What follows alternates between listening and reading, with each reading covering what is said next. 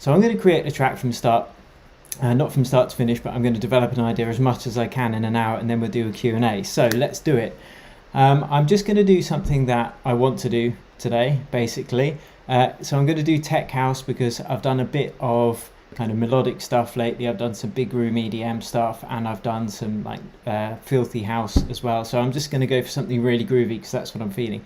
Now I'm actually in Portugal today, so I don't have my studio. So I've just got my Sennheiser HD25s, and the roaring sound that you can hear is actually the fan from my laptop. So let's do it anyway. So the first thing I'm going to do is select the tempo. I'll select 126, and let's just look at my basic setup.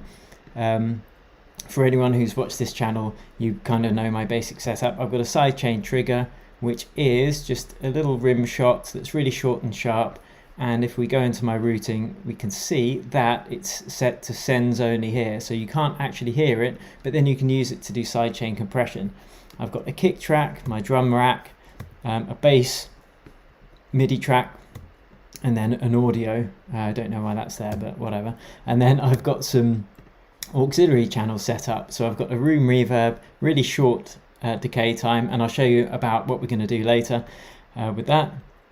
Just boosting up the volume. Then I've got some EQ to take out the low end, keep it nice and clean. Hall reverb, exact same setup but with a slightly longer decay time, and then a bass reverb which is similar to the room reverb, and I'm not even sure if I'll use it, but that's my basic setup. So let us get started. Now I'm going to do this in a kind of John Summit style, so that's like really groovy, really chunky, but it doesn't matter if you're not making tech house because you'll definitely learn some good stuff. And as I said, we'll do the Q&A at the end. I've got my magic list as usual, which is going to help me do this quickly. So the first thing I'm going to do is a bass line. And I also don't have my keyboard here. I've just got my laptop, so that's another reason for doing tech house, because I don't have to do any big chord progressions. So let's do as much as we can in this time, and then if you've got any questions, put them in the chat, and then as and when I see them, I will answer them. Let's see, so let's do it. First thing I'm going to do is just select a random note, and then just what do I feel in terms of a groove. So I'll put on the metronome, and then we'll get a kick. We'll do some chord progressions, we'll do vocals. We're going to do so much today, so here we go. Now it's kind of easier to do bass lines a bit higher up and then put them down an octave afterwards, because you can hear what notes they're hitting more easily.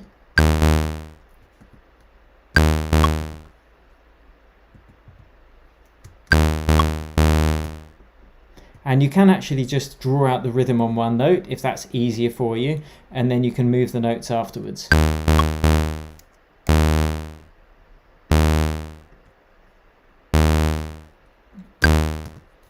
Okay.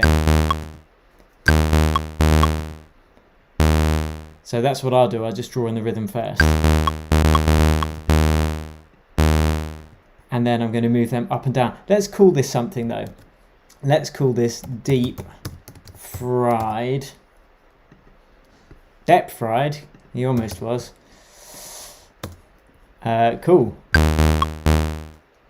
And with tech house, usually the bass line is going to be bumping around one or two notes and not too far apart, so it's not big chord progressions like other types of house and trance.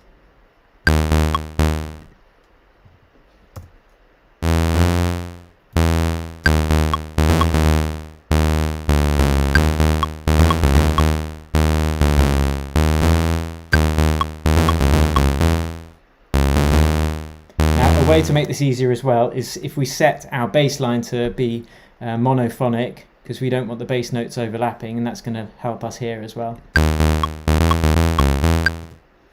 Cool, so let's just copy that, and we'll leave the last note off, just to add a bit of interest the second time through. So let's consolidate that. That's our main bass line. Now let's fatten it up like a big fat buttercup.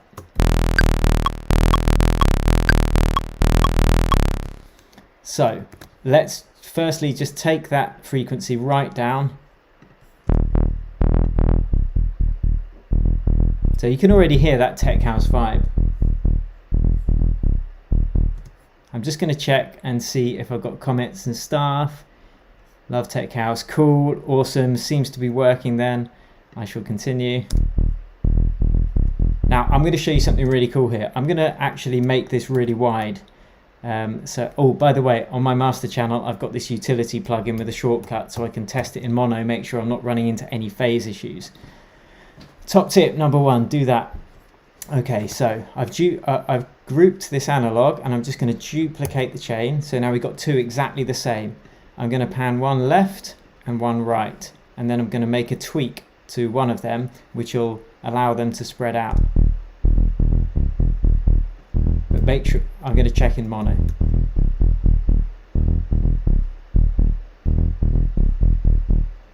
So you can hear we're losing a bit of the low end power when it clashes phase wise. So this is what we're going to do. We're going to duplicate it.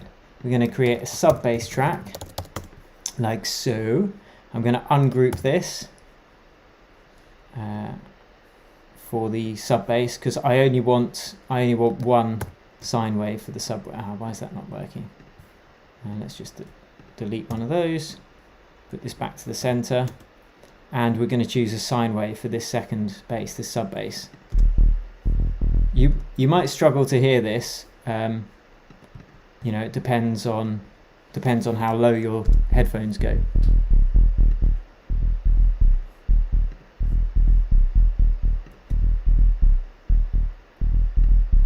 So that's nice and subby now. And then on the top bass,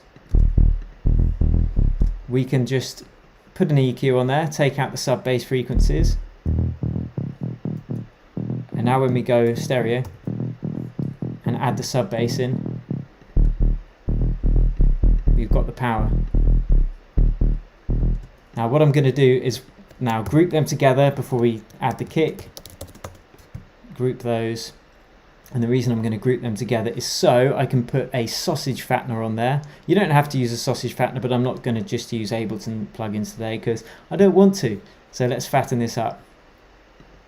So this is on the bus or the group. Yes. Fat. In fact, I'm going to fatten this bass up more. So on each of these kind of mid basses, I'm going to add another oscillator. Oh, it's already got another oscillator, but detune them slightly.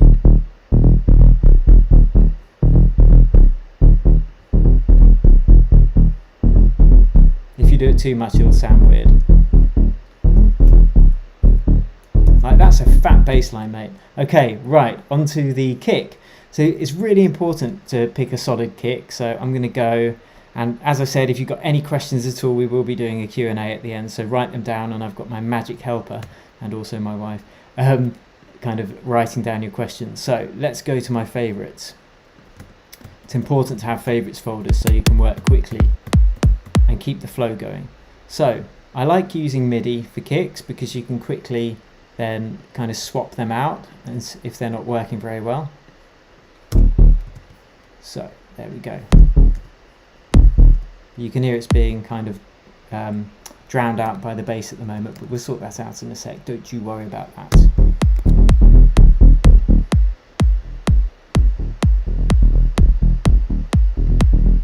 Way to do that is, you guessed it, get that sidechain compressor on there, like so.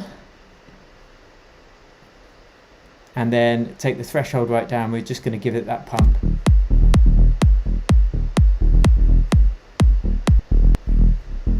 So you can hear it pumping now with it off. I'm just going to call that pump comp so we know what it's doing. I like to stay organized. So that's solid, nice. Okay, on to the next thing. What we are going to do next is the grooves, yeah. So when you're making tech house, it's all about the different textures, taking the time to select the sounds and the loops because you don't have many, you don't want loads and loads of sounds in there, so you have to select them really carefully. So what I'm going to use is Splice because it's just this really easy way to search for loops and whatnot. And so I'll go drums. I know it's 126, so I can press 126, update, drums. I just want the tops because I've already got the kick in there, so we don't want to loop with the kick in it. We can choose tech house as a genre, and then you can just like preview them as you play your track. So let's get Splice open again. Where are you, Splice? Here we go.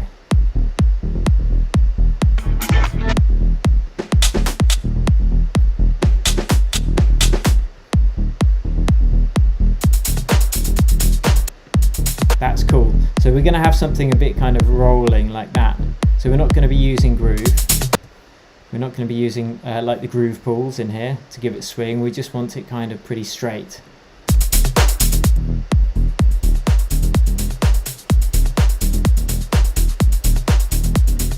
In fact, I might bring up these filters a little bit.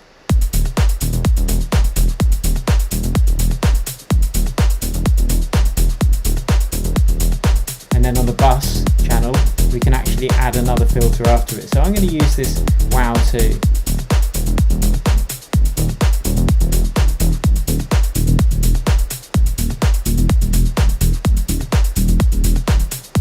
That's pretty cool.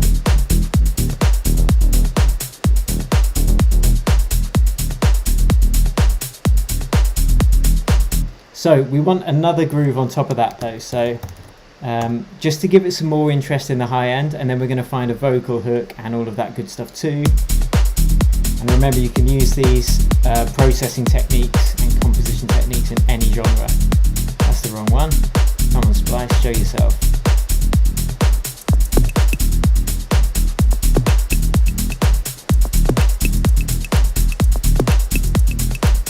Let's see if I can actually see the comments whilst I'm doing it.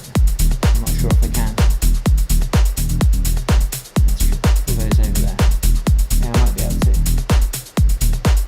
Cool, excellent. Yeah, I can see your fingers now. Excellent stuff.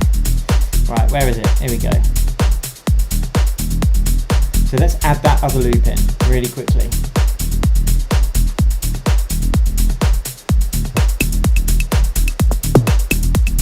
Okay, so it's got this big weird thing here. We don't want that. We want to get rid of this big loud thing. So we're just going to do that.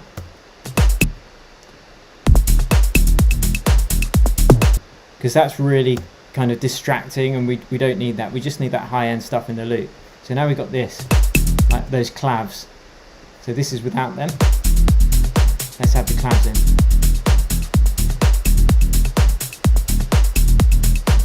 Nice. And now we're going to actually add some room reverb to that clav loop, just to open it up a bit.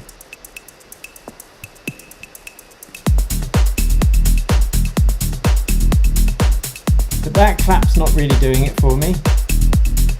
So I'm going to take the clap out and choose our own clap. In fact, I know what I'll do. I'm going to add an audio track, and I'm going to take that clap that's in the loop, this one, because we want to have more control over what clap we use. So let's delete that from the loop, and then we've got it on a different channel, so we can take the volume down if we want, etc. There's another one. Take that down. Get out of the way, clap, get out of town.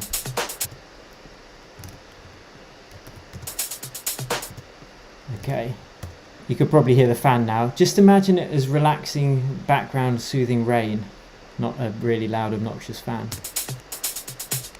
So you can hear, but you can hear the tail of the clap here still. So what I'm going to do is actually just get rid of the tail as well by copying and pasting a closed hat without the tail, and that's going to get rid of that. Right, now let's pick our own clap that's going to work better. So again, let's jump into the drum rack. I'm going to go to some... I've got these really great samples from Vengeance. Been using them for years. Like, they're kind of expensive for all the packs, but it's just so useful to have the go-to sample packs with loads of good sounds in them. So what you can do is you can drop a sound in, and then it's so easy using Ableton to kind of hot swap out the different sounds and audition them. Okay, that's the original clap on the new. So that's a bit too short, that one. That's okay, because as I said, we can easily kind of listen to a few others.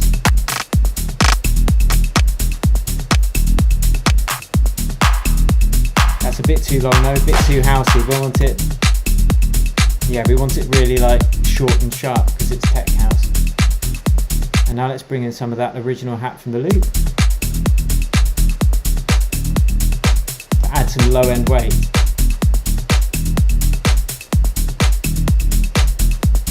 And with this high loop, I'm actually going to whack one of these free ozone images on them and spread it out really wide. So check it out.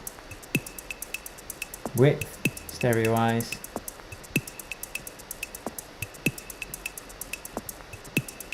So it's kind of wider like that, which is all good. Now let's check it out.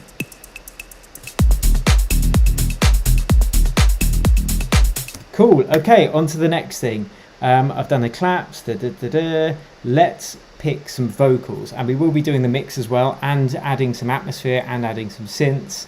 So stick with me and keep asking those questions. I will get round to answering them.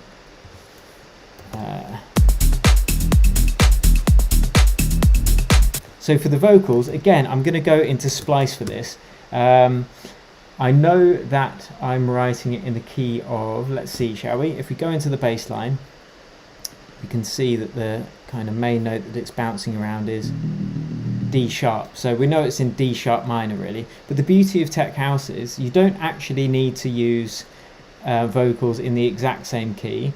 And actually it can help not to, because it gives it a kind of slightly dark feeling almost. So if we go, let's say vocals, we'll take off the exact BPM because it doesn't really matter. And then we can get rid of the filters. Okay, so we go vocals, female, minor. We definitely want it in a minor key for sure, because yeah, we don't want it sounding all happy. God no. Okay, so tech house vocals. Like this one's cool. That one is actually in the right key. So I'm going to bring that in, but we might not use it now, but we could use it in a little bit. So let's bring that in. This is why Splice is just so easy. So it's 124 ppm. You can see there it tells you, and it's in E flat minor. E flat minor is the same as D sharp minor. So it's warped to the correct tempo. So it should now be in sync with the track. That's cool. Except I'm going to just shift it a bit for a bit more interest.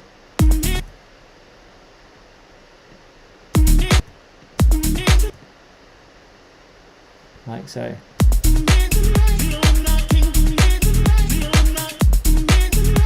I like that groove now. Yeah, that's cool. That's a cheeky little loop right there. So we will definitely be using that. Let's just copy that bass line and let's colour these green, because green is the natural colour for drums, I find. It's as nature intended. So, someone's saying, yes, cool, excellent, good stuff. Right, so we got our drums here. I'm just going to loop them super quick. I'm trying to work quickly just to jam out an idea. You can see how quickly you can do it if you know where everything is and how to use the stuff. Doesn't need to take you ages. But we definitely need a sidechain compressor on those vocals, so I'm just going to copy that pump comp, stick it on there.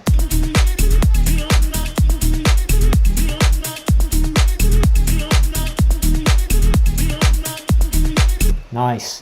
But we're going to use some other vocals as well, and perhaps we need a little bit of an intro, a drum intro, something like that, because you got the groove going on, but you do need little bits of intro. So what you can do is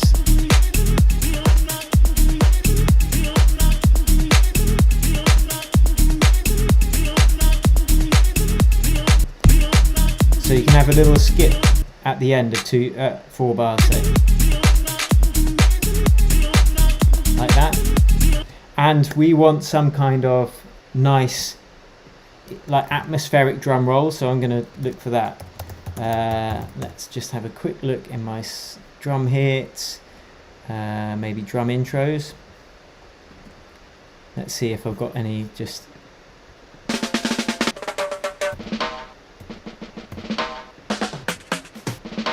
like even something like that just adds a little bit of interest because it sounds like it's coming from a different place, and that's the beauty of using samples from different places.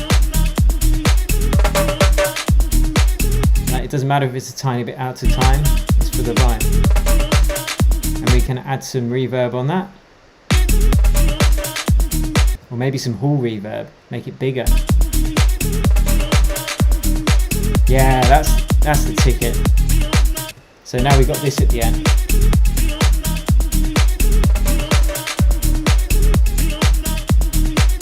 Cool. So we're going to turn these vocals off for a minute because I want something that's a bit more, well, less repetitive and a bit more, you can hear what she's saying. So we've got an actual hook.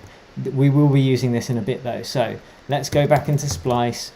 And I'm just going to kind of trigger some sounds as we're rolling this loop. And this is what it's all about. You've got to be able to, you've got to enjoy it. You've got to feel what you're doing. You can't just think it all through. It's a combination of thinking and feeling. So if we go C sharp minor, so it's in a different key. What is love?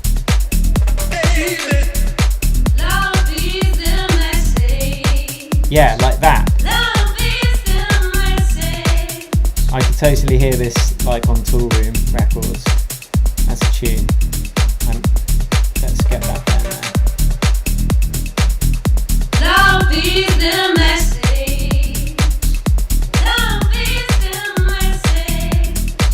So we'll definitely save that. Let's have another listen to some of the stuff on there. Come back to Splice. It's easier to work not on such a small screen usually as well. What is love? Yes. Yes, yes, yes. So there's a bit of an intro there we can use. Like for the end of...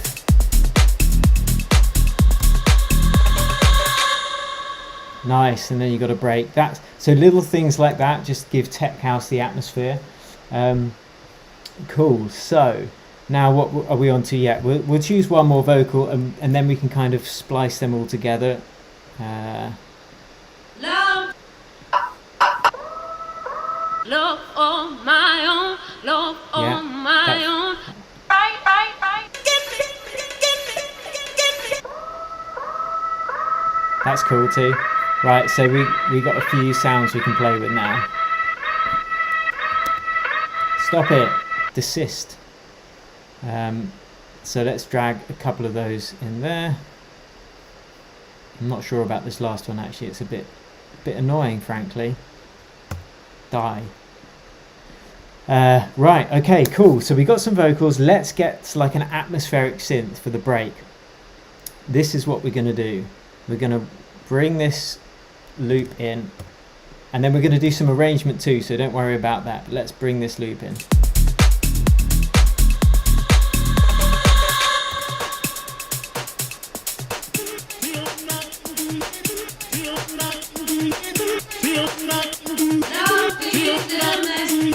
Not yet.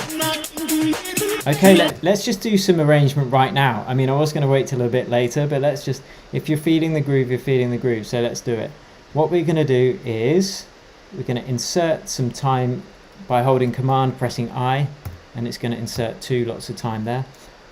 So let's get this thing cooking. What we're going to do is we're going to do an intro, because I know someone asked in the chat earlier, can you show me how to do intros and stuff like this? So for tech house, you should listen to your different genres, because it's going to be different for each genre. But for tech house, what you could do is you can take out the bass from the kick drum, like so. That's taking out the entire kick drum there. And you can also do that on the bass line, like so.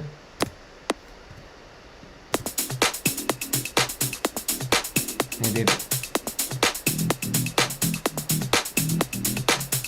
So you could start the track like this, and then on that, after those first beats, you're taking that down, you're taking that off basically, and you do that with the kick as well. Otherwise you end up with a gutless track. You don't want a gutless track. Let's check it out.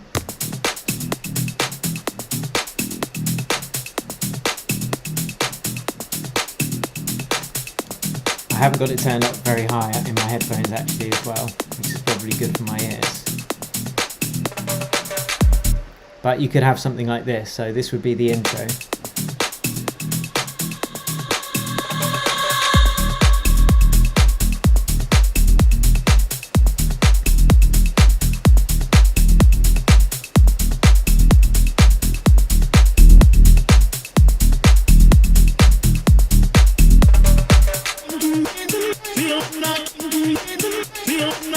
So this is what we're going to do for the break. We're going to add that synth in, and because we know what kind of what key this is in, and we will do like a melodic version as well in a bit, just because I think we're going to have time. It's working faster than I thought, which is cool.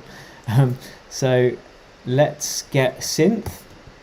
This is going to be our break synth, and we're just going to have something to add some extra texture in there. So, as you all know if you watch this channel, cyan is the natural colour of synths in the wild. So that is the colour that we will be using today. And let's find a synth. We could use Wavetable. Yeah, let's do something from scratch in Wavetable. I was going to just start with the preset because that's really important if you're working fast as well. But let's get the chord in. So, if we know that the key is in D sharp minor, we could draw in every note of D sharp minor. Well, I'll tell you what. Let's just draw in all the white notes from A to A, which is going to be A minor natural. And the reason I do it from A is because it's easy to remember, just all of the white notes.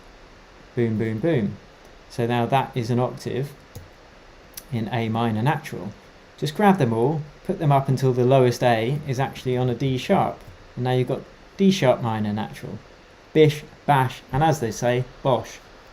So let's get another octave up there.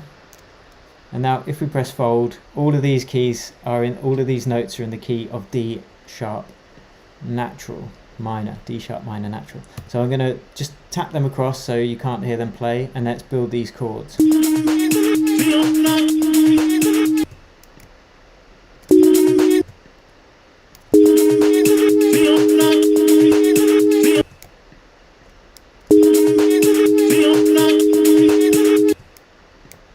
I know it sounds like a telephone at the moment. That's okay. We're gonna, and I'm gonna hold shift and press down. So this is going to be like an open chord, just to add some more interest.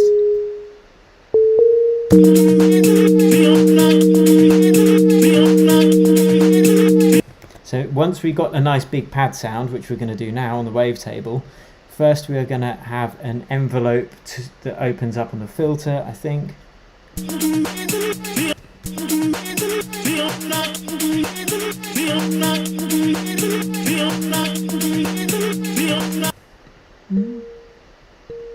And then we can have it change as well, like that.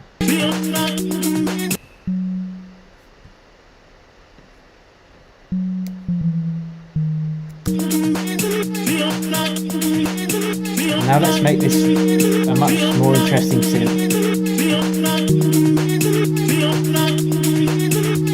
I actually quite like how simple it sounds, but what we're going to do is we're going to add another oscillator.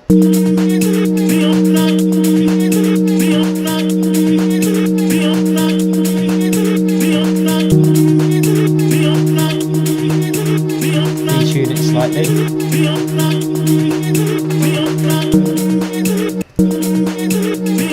And we need this envelope to be opening up this filter here. So the way we can do this is we can go into the matrix here, go filter, envelope.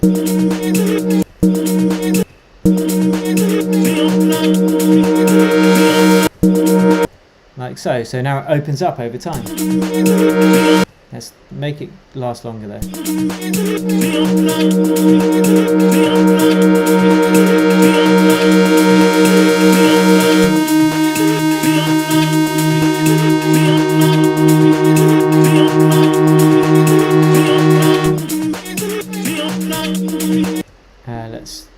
sure that one triggers as well. And then add some release.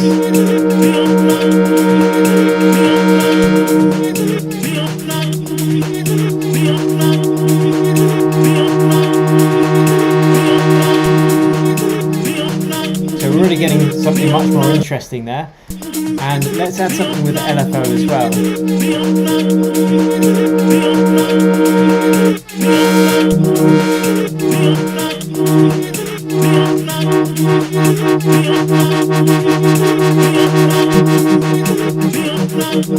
Just to add some more interest.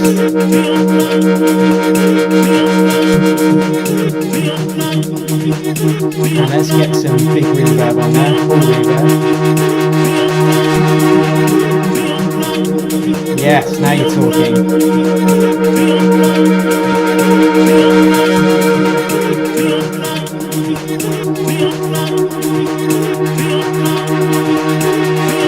And now we're going to build up back into the drop, and we're going to do something really cool on the drop, which I'm excited about showing you. So we would have the kind of drum build up, which we're going to do in a minute.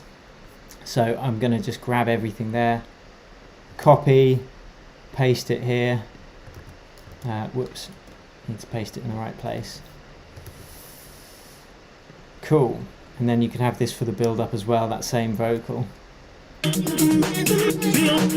Bring in those bass notes kind of coming up high with the filter cut off, like the low end taken out, like this.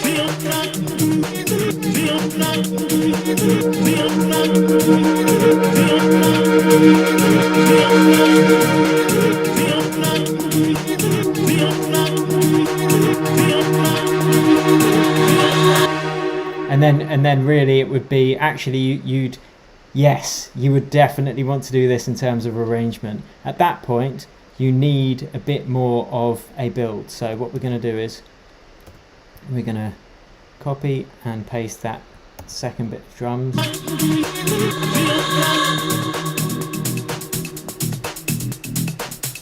And then we're going to keep the vocals rolling whilst the drums come up.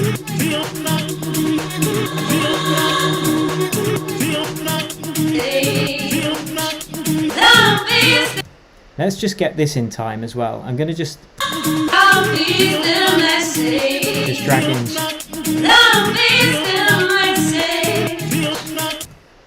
So we're going to have to compress that a little bit because you can see it's a little bit peaky. So let's whack a compressor on there. I'm just going to use the glue compressor because it's quite mild and it should give a quite a smooth effect.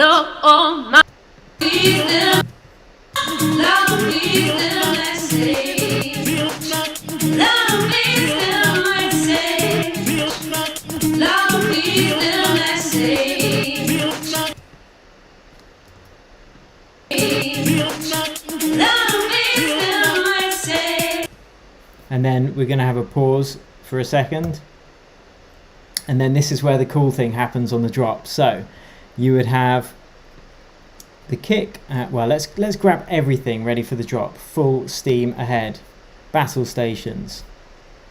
Let's get that out of the way so it doesn't get deleted. Okay, keep asking those questions guys, we're going to get to them very shortly. And then on this drop we will have a build up in a sec. We're going to take all the drums out for the first couple of beats. This is kind of a John Summit thing as well.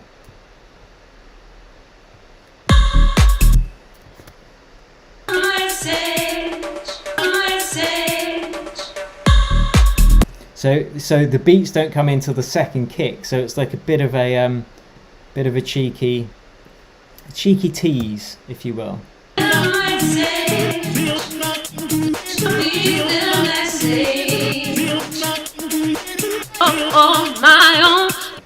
Yeah, so what we're going to do, we'll have this female reverse sweep come in again for the drop, and then it's like, it'd be like doing this.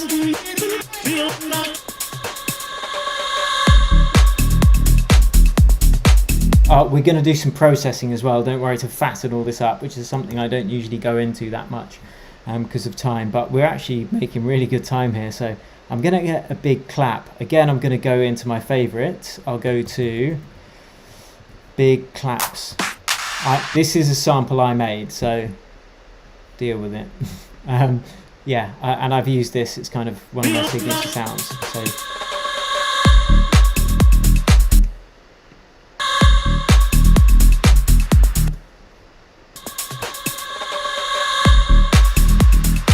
So it just adds, like, it's like a big clap, hence the name Big Clap. But we want a cymbal on there as well. So I'll go samples, booms, hits, crashes. No, actually it would be under cymbals, splash. Keep on asking me who requested the cowbell. Oh, I'm actually looking at the comments now. Is he David Guetta? I'm not that old, mate, or that rich. That's quite nice. Okay.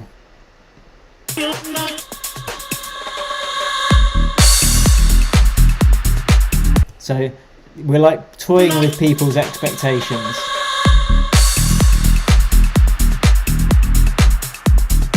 That's pretty cool. I'm loving that. Let's add some kind of extra groove though to it. I'm going to find some kind of bongo loop. We can actually program in our own bongos too.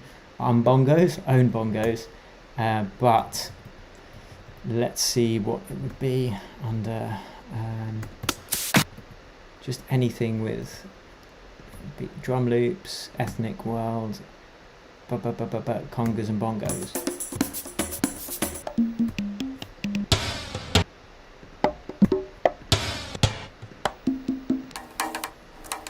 That's cool. In fact, we're going to use Splice again for this. Let's just look up drums. Take out. You have to remember to get rid of the filters, obviously, because you're not going to find. There's someone said cowbell loop. Yeah, you could, but I've already got the clav loop in there. They're like the wood being like dig dig dig dig. So that's kind of hitting that frequency range that I want. But let's see if we can get some toms in there as well. So let's see, drums. I'll take grooves out. Drums, tech house. It doesn't really matter if it's tech house or not, actually. Percussion, that's what it would be under.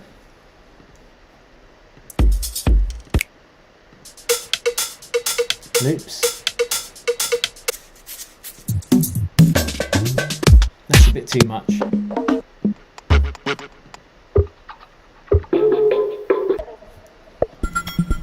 Right, it can be a bit time consuming sometimes. But taking the time to select the right sounds is like, it's essential. So I'm not really feeling anything here at the moment. So let's take like drums, percussion.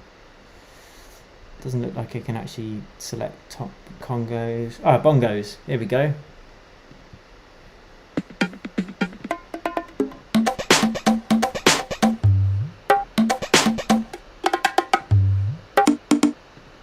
And we could listen whilst it's playing as well. That might be a bit much. Unless it's really quiet. Let's have a listen.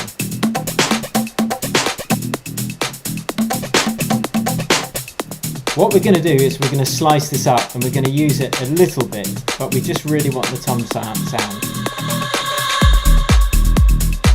That's a tune, mate. Bonafide banger. Let's drop that in, and we're just going to slice this up and get rid of the superfluous beats. Yes, that's a t-shirt right there, superfluous beats.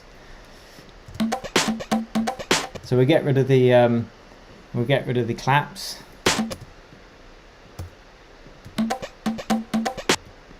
Like, it's a bit weird, it's got that squeaky sound, but it's kind of cool. But maybe just have fewer of them. And this is going quite far back in the mix. We'll add it kind of in the break. Right, this is how you build tension, by the way, because you don't want all this stuff just going on at full power all the time.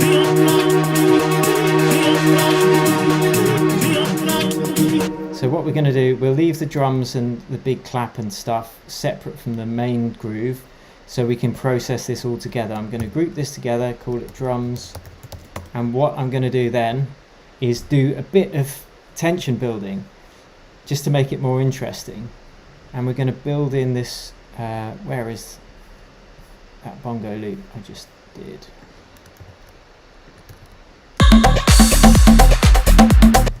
Yes, mate.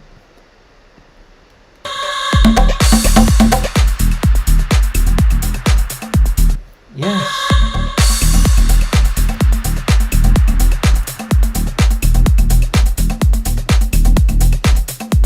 That might be a bit much, but I don't care. I'm going to go with it because I'm absolutely digging that vibe. Cool. So, but we're going to introduce this in the break, strangely enough, as a bit more of a different vibe. So let's take out the first beat because we've got that full start, and when these other loops are going to be dying out like this, so what we're going to do is we're going to add reverb to these, and it's going to take away the power and they're going to go down in volume. So we'll just automate the reverb on like so, and when you take away the power you can slam it back in again on the drop.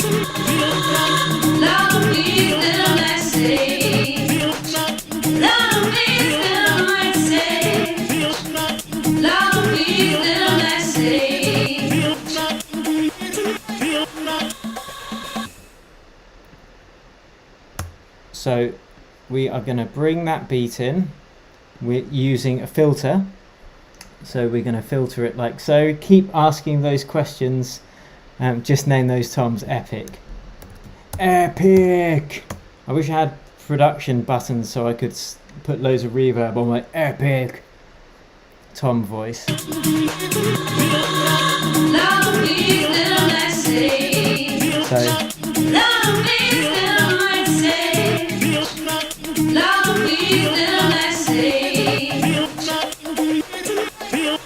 So we're going to bring them in from the high filter down like so.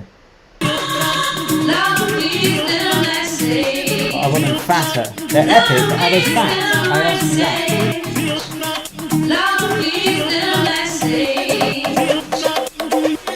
How they're fat and epic.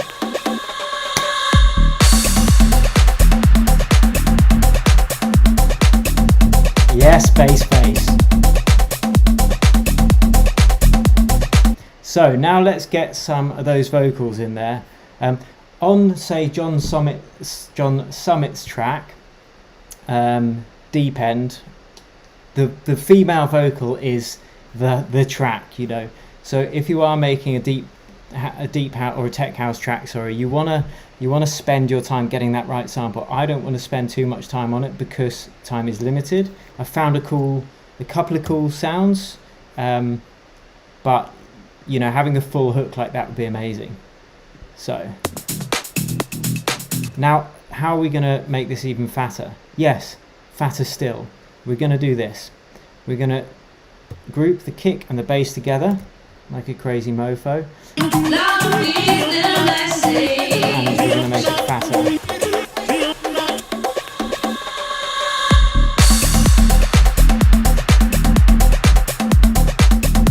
What we're going to do is we're going to put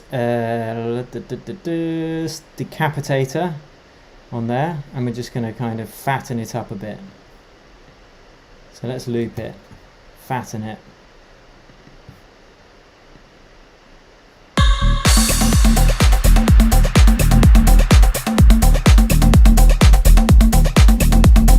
And on these drums we're going to put a reviver. Love this thing.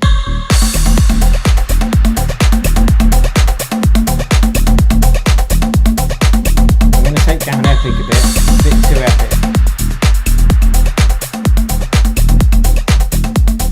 And the other thing we are going to do is add a little bit more interest in the drums, because we haven't actually programmed that many drums, we've just used loops. So let's get some real sounding hi-hats in there just to add another bit. And again, this is something that John Summit's done. I've been doing this for years, but whatever. But real sounding hats and whatnot will give it a really nice, more interesting sound. So let's go to open hats.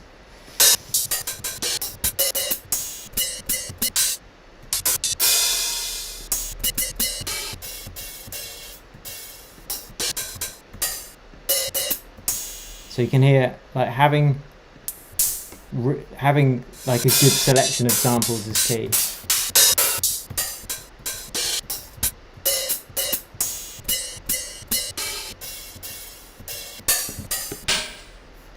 Almost there, almost there. That's cool. Like, that's really gnarly. So we're going to use that, and then we are going to get a closed hat as well, like a real sounding one.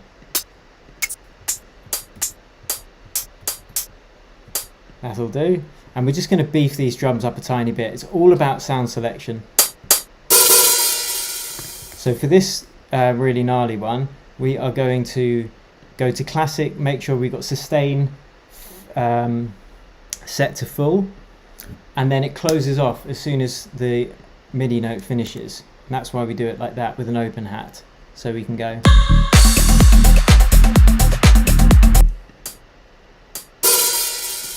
So it'll stop there. I'm going to put it up a bit though, in terms of the pitch, because it's a bit quiet. Sorry, it's a bit low, I think. Oh, I did it to the wrong one. So sustain full, everything else off.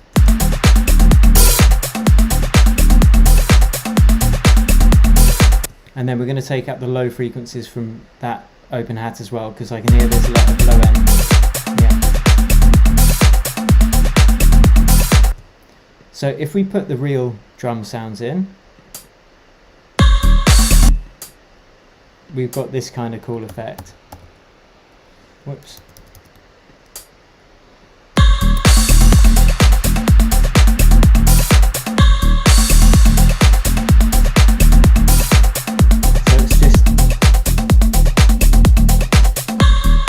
It's just adding more interest to the drums, adding more groove. So now we've got that as our main drum groove. Let's just copy all of that. And then we're going to just run through it. And I promised I'd kind of show you some chords as well. If you wanted to change the vibe of this track and add some chords, I'll show you that, because I know some of you like the more melodic stuff anyway, so you get the best of both worlds today. First, let's have a listen through.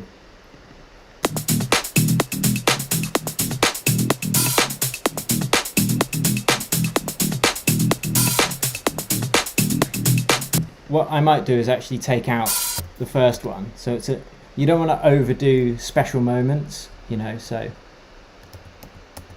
that's probably how I'd roll it. Let's see what's going on. Yes, we got all the excellent. We got the regulars here. The first ever EDM tips live stream. Don't forget, if you want, you know, to be coaching and stuff, then you can check out my masterclass, or my other cheaper courses. But then there's you don't get one-on-one calls and stuff like that. But anyway, let's get back to it. In fact, I might just slap a freaking limiter on there and just get this absolutely banging.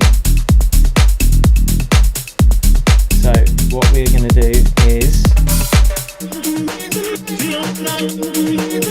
I want that vocal louder.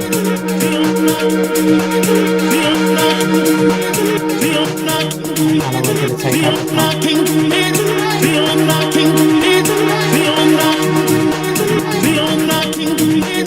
Just taking down the pump a little bit on that vocal. Love on my own, love on my own. Yes, I love this. It's great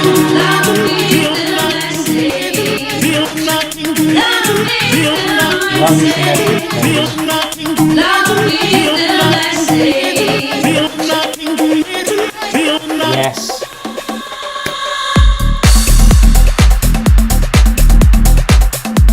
Oh, now I just want to go clubbing, mate. Love on my own, love on my own.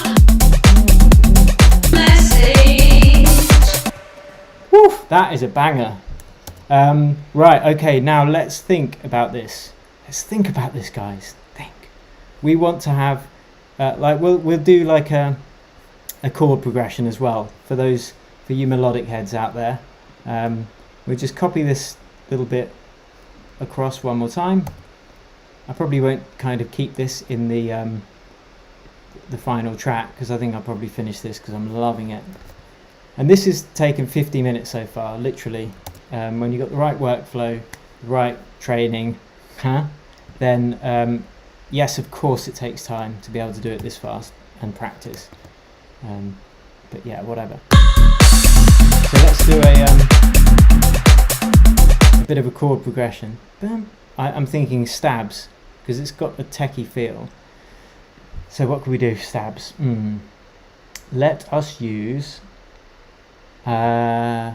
wavetable again, as we were already using it, and someone in the chat asked for stabs, sorry, for synths, so let's use the wavetable.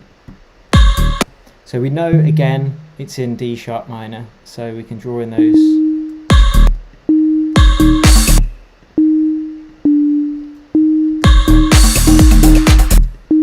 So we can actually draw in the single notes before building the chords if it's easier to do that.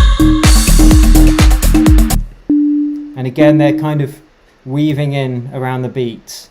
That's really important. So they are.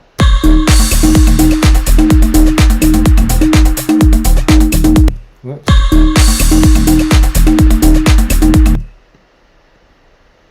So it's kind of creating this hypnotic groove. There's another t-shirt there. I'm sure it's been done. Come on, Will. Originality, son. Have a word.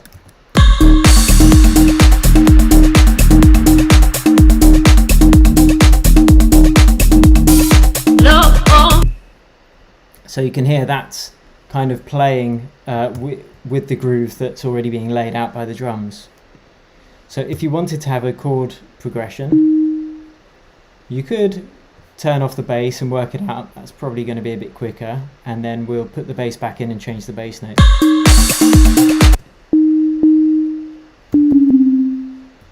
So this is a completely different idea, just tagged onto the end, because we've got 7 minutes before we hit into the Q&A. So let's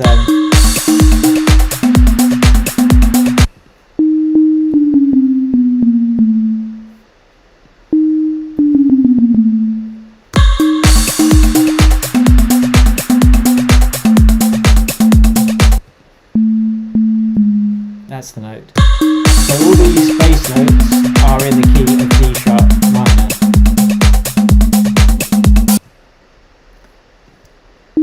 So I'm just going to use the template technique but in my head, because you already know that now.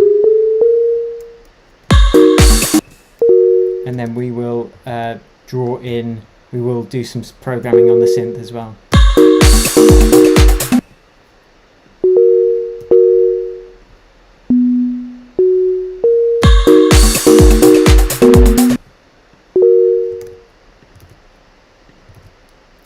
I'm just keeping those top two notes. It's a bit like How Deep Is Your Love, actually, the notes to this. I've just realised my wife hates that song. I love it because I love Calvin Harris. Not literally, I've never met him, but apart from I love him.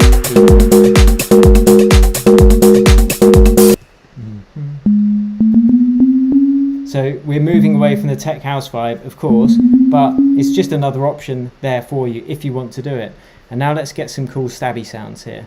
So we'll open the matrix again, sorry, open the, whatever it's called, gubbins.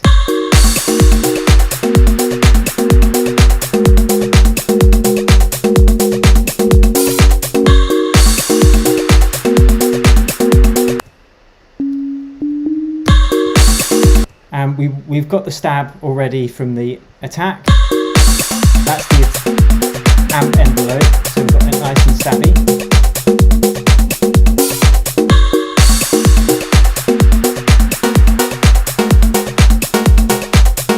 So let's filter envelope. So the way we do this is just apply envelope to, and now we've got the stab, a pluck.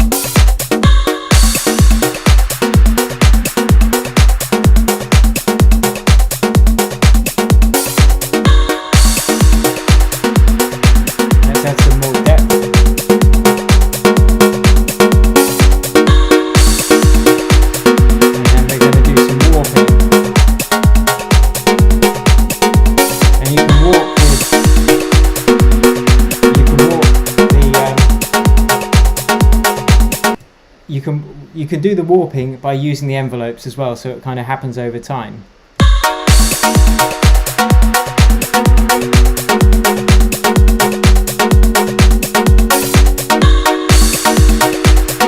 Okay, let's just make this a bit bigger. We're going to add a bit of, really quickly because there's a few minutes left, just for this other example, we are going to add some, what's it called, something that makes it nice, chorus. Yeah, chorus will probably work.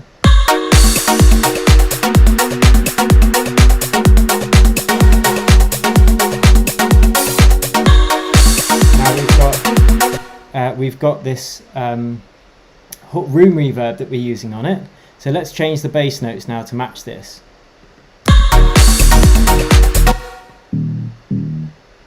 So we're just going to take them down, the Ds, to match the bass line of the... And then you have to muck around with these ones a bit. Let's just all take them down there, because it's easier and we're running out of time.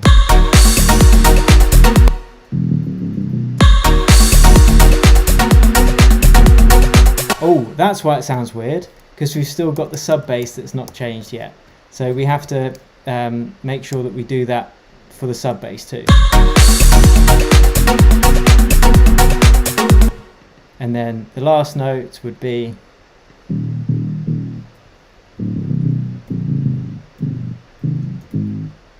But we could put it up to be a bit more interesting. Might lose too much power though.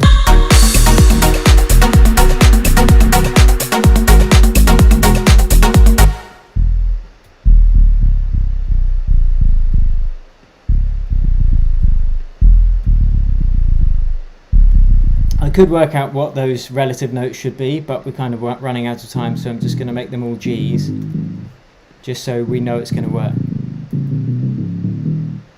Or D would work as well.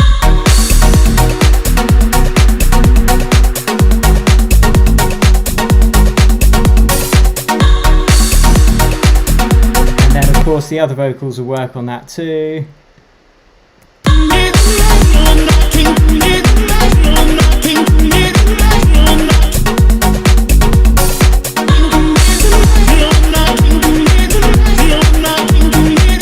But this last thing I'm going to do before we listen to it all the way through is add some delay on that last channel. So I'm going to add the echo thing because it's a great echo device. So let's load that up, and then we're just going to feed it in from the auxiliary from the send with those stabs, which would be C.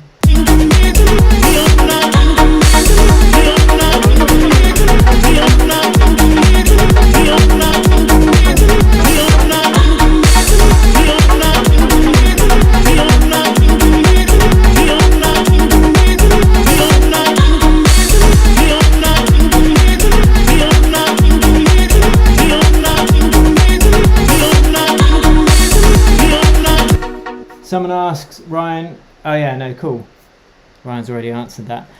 Alright guys, let's listen to this from the beginning, then we're getting to get into the Q&A. I might just not play the last bit, but that's what you could do if you wanted to take away, go more into a kind of deep house vibe or a prog house vibe.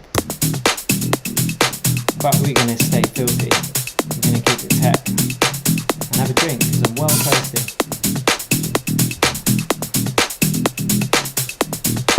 Thank you so much for watching, guys. Let's get a limiter in there. Let's pump this. Where is it? My favourite limiter.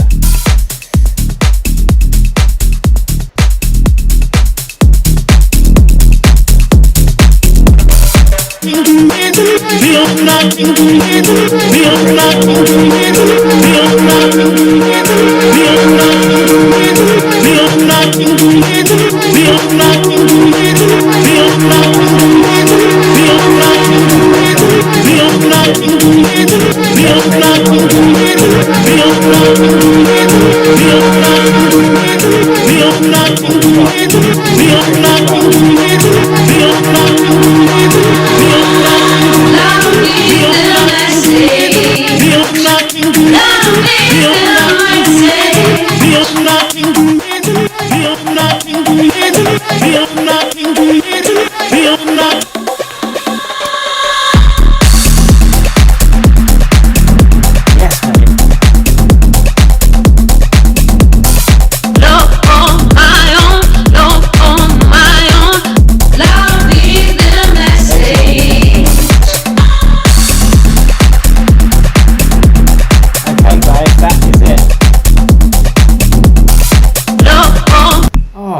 no, I'm definitely finishing that. Okay, I always say that though, and then I just make another video instead. Cool, so let us go over to the chat. Oh, you can't hear the... Okay, alright, you can't hear my voice. Yeah. Alright, all I was saying was I'm going to finish this because it's an absolute banger. And what I was doing was reducing the volume just before the drop so it could come back full guns blazing on the drop. I really hope you've enjoyed this, guys. It distorts hard. Shouldn't have been distorting. Maybe it's because of the streaming, because it sounds fine in here. But I did pump that limiter quite hard just for my own pleasure. So forget about the limiting bit. Loud, loud, loud. Okay, alright. I've got the questions here. So let's get into answering them. I'm going to do that. Let's keep that open. Alright guys, thank you so much. Let's do it. Questions. Eddie, can you highlight what's your favorite template for processing vocals? Yeah, sure thing. So if it depends on how well the vocals are processed already, but usually I would have some kind of auto tune if needs be, depending on how far down the process you've been given the vocals. If it's a professional singer, they'll usually have slight auto tune on it already, so it's been slightly pitch corrected. But I'd use Melodyne, or if I was being really quick, I would use what's it called? Some kind of waves tune, but Melodyne's much better for it. Then I would use something like the Sonox Inflator. Then I would use the Pro Q3 EQ, which looks something like this from FabFilter, and that is because you've got a lot of control over it, over what you can see. It's just a really excellent EQ. Then I would add some compression, and I'd probably do 2 compressors in a row. The first one to take off the really big transients, and then the second one to smooth out the sound a bit. And then I've got this secret weapon that I throw on at the end of vocal chains as well, which is CLA vocals, and that's by Waves as well. And this just makes vocals instantly sound better, and I just often just leave it on default. So that's that question. Aiji Kun says, what does a sausage fattener do? Well, I'll give you an example, man. It's kind of it's like a saturation and compression unit, and it makes things fatter, like sausages. So if we listen to our drums with nothing on, and I'll turn off that stuff to make it a bit quieter, because I don't want to deafen you. So hopefully that's a bit easier to hear now, my voice. So if we put a sausage fastener on, it yeah, as I said, it adds saturation, it adds compression, and it just makes it sound louder without pumping up the peak levels.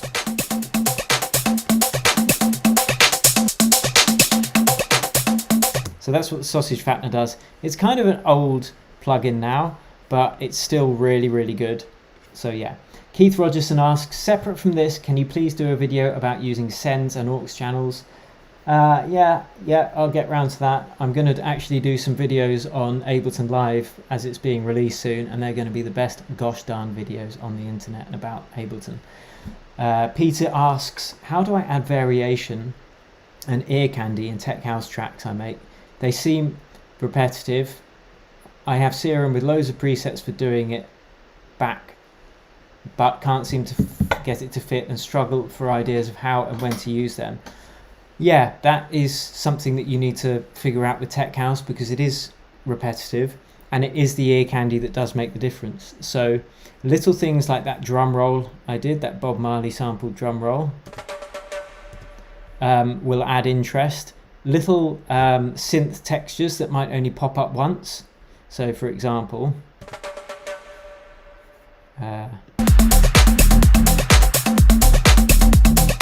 you might just have something pop up once and quietly with a lot of reverb in the background, and that would just be like a little moment.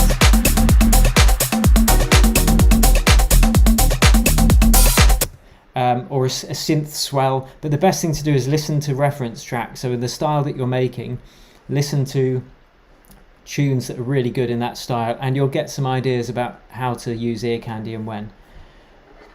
Bajiru asks, random question, have you tried Bitwig Studio? I haven't tried it. I think I downloaded it once, but I know Ableton now, so there's no real point in learning a whole new DAW. You won't get better music from it. If you want to, and you're going to have more fun with it, then by all means do it, but I haven't really used it. MCRH, is Splice worth it?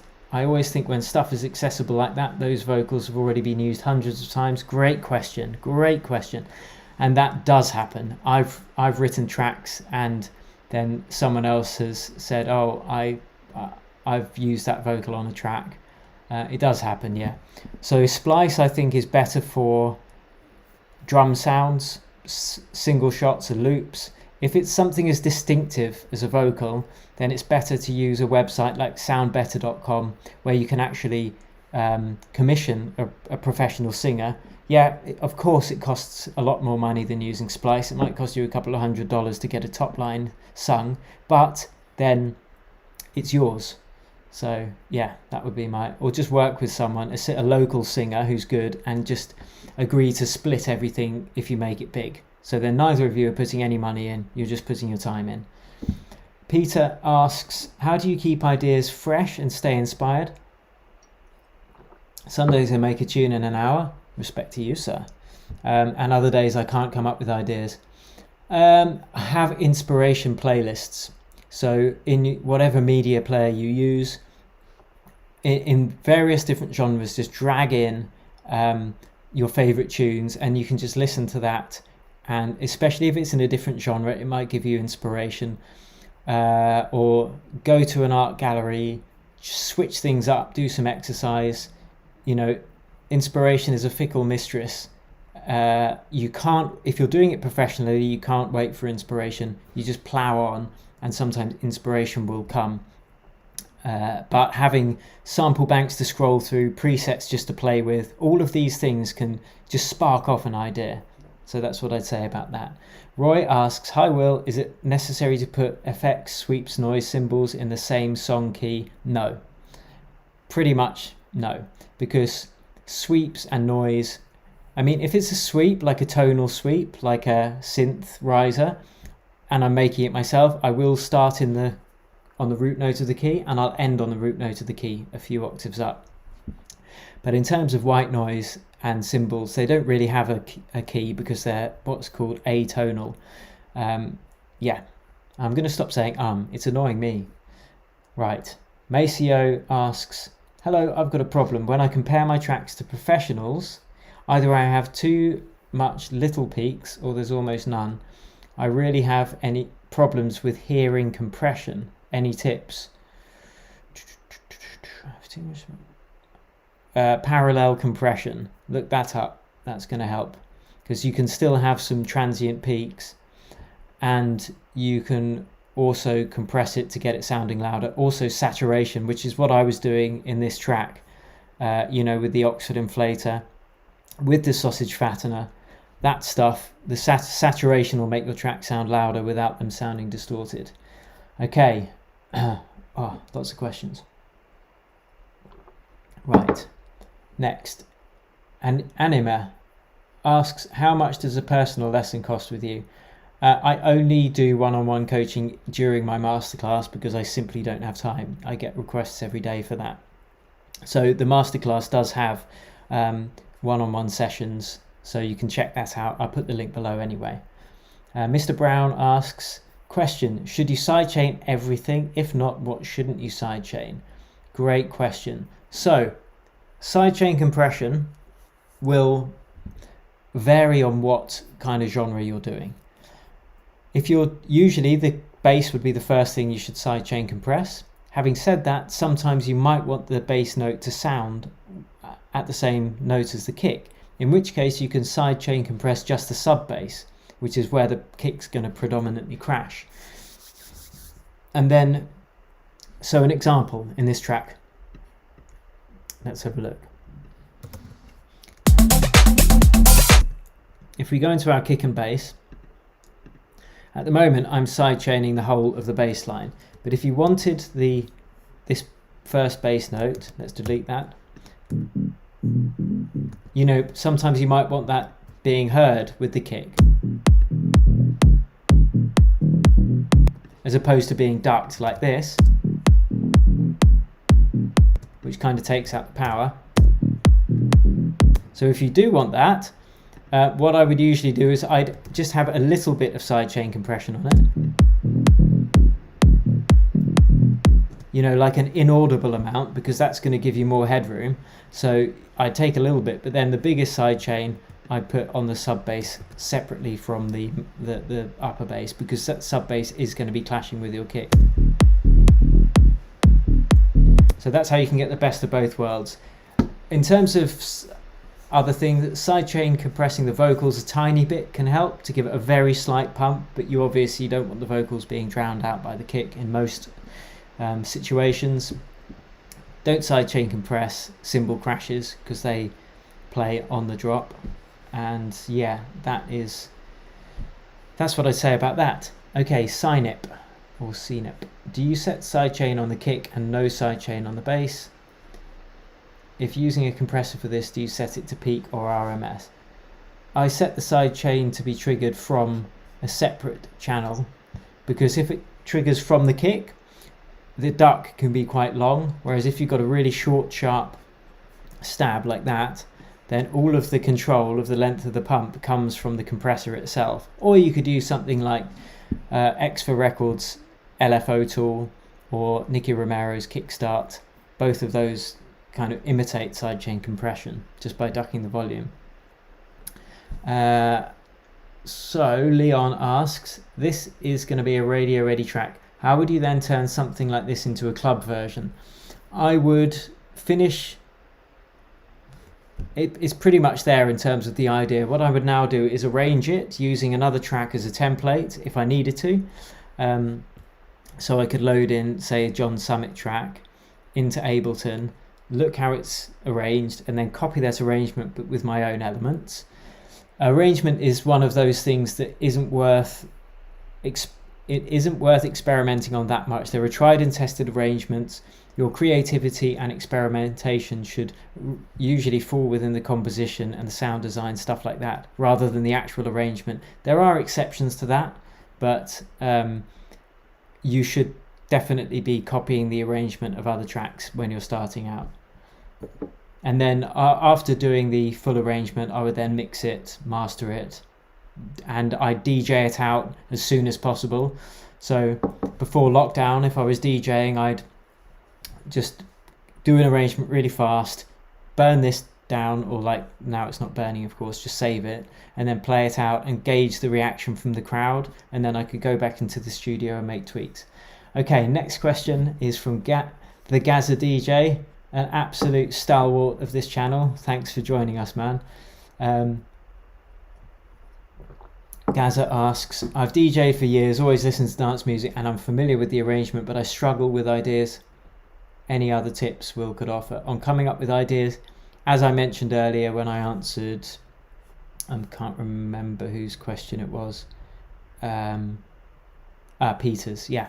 So, yeah, refer back to that really. Listening to music, playing around with presets, listening to samples on Loop Cloud, something like that. If this were a professional track for release, what will do different? Plugins, techniques. I've actually tried to use the plugins that I would generally use. What I would do is I'd spend more time crafting the mixing chain perfectly. Well, obviously there's no such thing as perfect, but I would do things like take out the low end before the drops. I would very carefully pick my ear candy and just this is like the bare bones, but it's the majority of it. I just focus in, hone in, and really try and get every sound EQ'd perfectly, and that's what the difference would be. But working fast for me is way more important. You can always tweak it later. So let's see. Sean asks, Ever thought about a Twitch stream? Been watching a ton of producers live. This is my first live stream. I know that I've kind of heard of Twitch. I've never really watched it. I watched one with Disclosure, actually. That was really good. So I might do that if I do another live stream. I see it seems to have got a really good reaction from you guys. So let me know in the comments, if you can even comment on the live stream. Let me know if you like this and if you want me to do it again. In fact, you can even give me a hell yeah or an amen, brother, because I love that shiz all the time. Okay. MCRH. Oh, does Will have any tips to find a cool rhythm for melody and for bass lines like this one? Yeah. So if you start out with a kick drum on every beat, if you were writing a house track, let's just have the bass line. I'll take off the EQ, and so what I would do is I would pick a note that you want to write the track in. So the easiest thing to do would be A minor. So just choose an A. You can do it higher as well, and then find the rhythm that you want before changing the notes. So you could do this. And if you're working within, I think these are 16ths. So get something that gets you moving, and if you've just got a little loop going, like most people will do something like this when they're starting out. Right, they'll do like this. And it's not grooving. So if you've done that like so, you can then move them. If you've got 16th selected on your grid, just move a couple of them left and right and see what happens, because that'll give you instant groove. And when you're like grooving like that, you know you're onto a good thing. So then what I would do is I would draw in all of the notes in A minor, natural, like so. And then what you can do is, as we did earlier, just copy them down an octave. So you've got 2 octaves worth. Then you can move them all to this out of the clip, so you won't be able to hear them play. Let's just select them. And now press fold. I accidentally deleted the first one. And now when you've done that, you can then change the notes of them, and you've already got the rhythm. So it's basically separating out the 2 different stages. So that's what I recommend.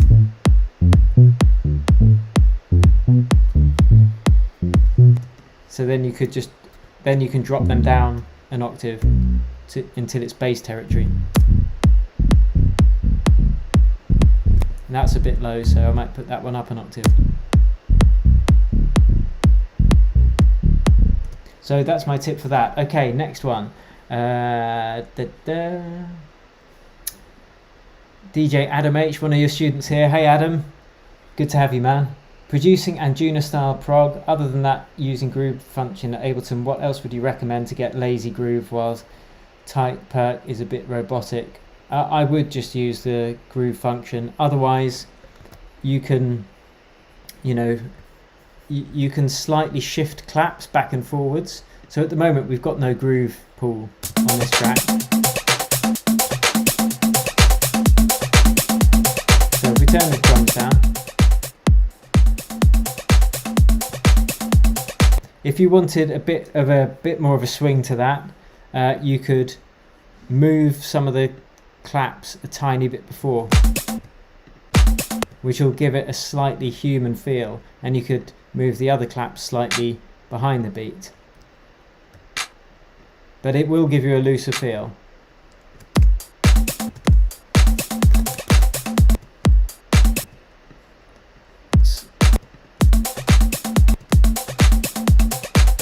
So you don't need to do it on every beat, but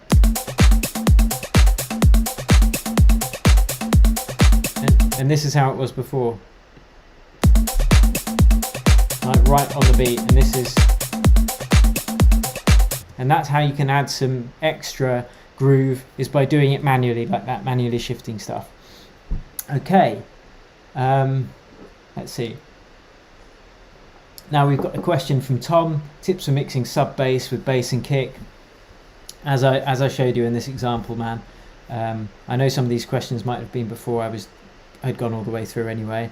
Take out the sub bass from your mid bass line. You can take out the mid bass from your sub bass line if you want. Bust the kick and the bass together. Add a little bit of compression or saturation, and that's going to gel them together. Bales production. I've seen you made some processing on each channel. From this starting point, how much would you work on mixing? If you select your sounds correctly, you don't need to do that much mixing. As I said, if I was DJing tonight, as it's a Friday, I would probably spend another hour on this, maybe half hour, and just bounce it down and get it out there and gauge the reactions, rather than spending hours and hours mixing it when it needs changing anyway. So Art Media says, hi, can you tell me how to make fast groove and atmosphere? Not really, because I don't really understand the question, so sorry about that. Mr. Brown asks, could you do a stream where we send you our tracks, you go through the problems? Yeah, that was one of the options, but I got such predominant, 75% of you guys wanted me to do this one, so that's why I've done this one, and only 15 or so % wanted me to do the track feedback. So maybe in the future. How do you keep the ideas flowing into second verse, second drop? I find it hard. Mine tend to sound like the first verse and drop. Little things like even adding one high string on the second drop if you're doing tech house, like a sustained string like E, but 1 octave up. I'm not going to subject you to me trying to sing 1 octave above that. But listening to your reference tracks, I promise you, is the best thing you can do. Whew. Those are expensive stuff you're suggesting. Do you think Ableton stock could do all of those? You could get some really good results with Ableton stock plugins.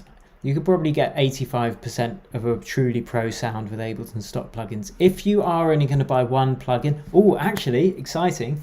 I would have said buy Serum, but now that Vital synth has just come out and you can actually download it for free. But by having a good third-party synth, you get access to way better presets than come with Ableton. You'll also want to get a good saturator and a good limiter. They're the three things that I recommend buying if you have got a limited budget. Okay. Adam Ruddo, I'm sorry if I'm pronouncing your surname wrong, man. Could you not achieve the same thing with one EQ instead of using two? I'm afraid that was relevant to the context, so I'm not sure where that was. Will, do you have any tips for mixing sounding amazing on monitors but garbage on a decent pair of headphones? Yes. Have a pair of monitors and a pair of headphones and switch between the two. And then listen to your tunes on laptop speakers, listen to your tunes on like iPhone headphones, on as many systems as you can. Well, choose 3 or 4 systems that you know. So if you listen to music a lot on them, you'll understand what sounds good on them. It's a pain, but you have to do it. Unless you're in a studio with several different sets of monitors you can switch between. But it's really important. Okay, here we go.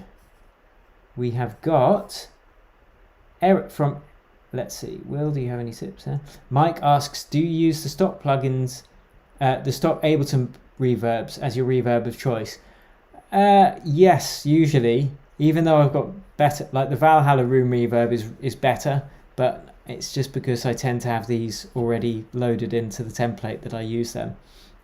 But if I was to recommend one, then Valhalla Room is a better sounding reverb. Okay, question.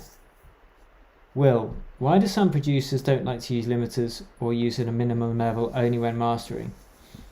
Because if you mix into a limiter, then it can often mask mistakes that you've made, and you won't get as good a final result. If you can hear what's not sounding good before it's getting rammed into a limiter, then the final limited track will sound better.